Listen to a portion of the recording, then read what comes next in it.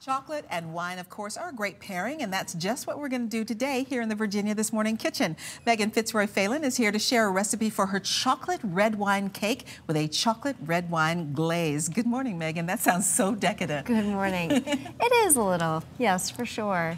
I came up with this recipe because during the holidays, I either overbuy on red wine or people give me red wine for a gift, and sometimes I don't necessarily like that particular variety of red wine. Merlot is not my favorite. So came up with this cake as a way to use up any excess red wine that I had laying around. That's perfect. So we got cake and glaze, so we're really infusing a lot of flavor into this dessert, aren't we?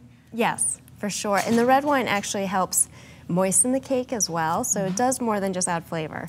Now, if you don't like the flavor of the cake, of the wine, how does you infuse it into the cake and make it taste good?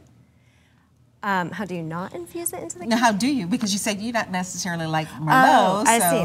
Well, when the wine bakes in the cake, it actually comes off more as a grapey flavor, not so much as the wine. Okay. It kind of masks that. That makes sense. And then when you put the chocolate in it, it makes it beautiful. Yes. Okay, Anything is good with chocolate. So where do we start the recipe? We're going to start with the cake batter. This is a really simple recipe. It starts with all your dry ingredients. You sift those together, and then you add all of your wet. Just blend until it's completely combined. Okay. So in the bowl, I have sugar already. I'm going to add cocoa powder, cake flour, which you do have to sift.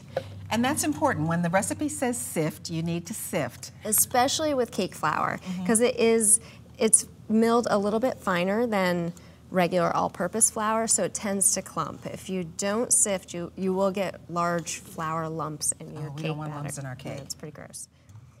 Oops. This also helps to mix the chocolate and the flour together. It does, as well as there's leavener in here, baking powder and baking soda, and it helps to incorporate that a little bit more evenly. And that was really quick too, so there's no reason to skip that step. Exactly.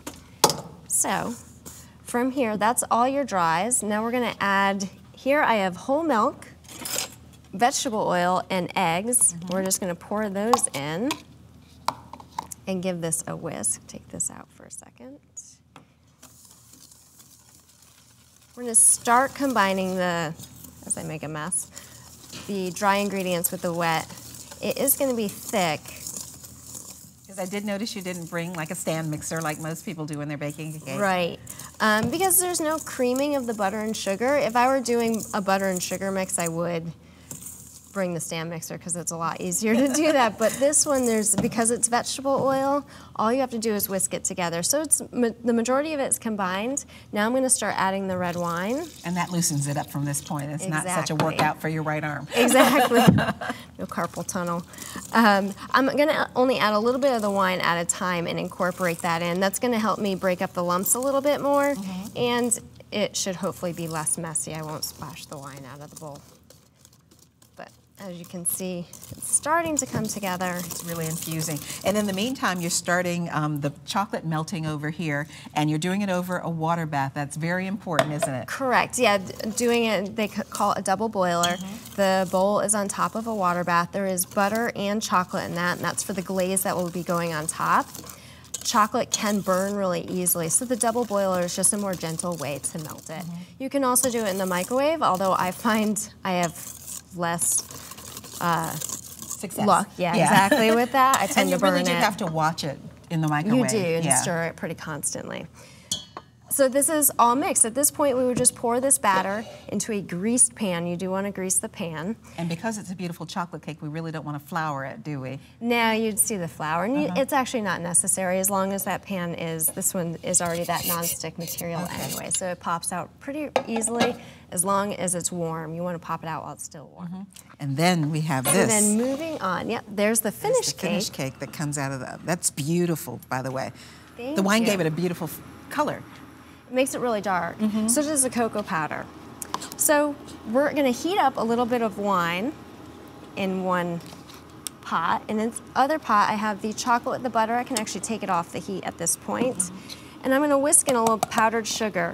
This is going to look a little lumpy, but the wine is actually going to smooth that out, so we're not too concerned. Wine has a way of doing that, smoothing things out on a lot of different levels. Yes, I like that. I'm going to use that. You're welcome. So, and depending on the chocolate you use, it might thicken up like this. I'm using Ghirardelli right now, which is it's a good fine chocolate. It's a good, they can find in most grocery stores. It does, at melted consistency, it is a little bit thicker.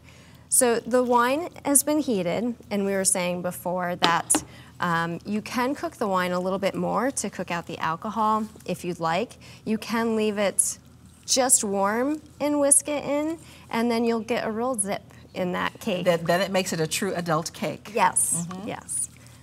Because everybody always asks, does the wine cook out? And again, like you say, it depends on how long you leave it for this, because this is pretty raw. Right. It's just warm so that you can smooth out the chocolate. Exactly. While the cake itself, the wine, the alcohol has been cooked out of the cake, so the cake is perfectly safe for anyone. Now, before we put the glaze on the cake, do we want to let the cake cool all the way? Correct. You do want the cake to be cooled. And again, depending on the chocolate you use, you might need to let your glaze cool down a little bit so that it doesn't run completely off the cake. You want it slightly thickened. So you would let this sit for a little bit, or unless you want to cover the whole cake, you can pour it over. That looks pretty good. That's beautiful, so nice and shiny. From here, all we do is literally drizzle it over the top of the cake. That's absolutely gorgeous, Megan. Thank you.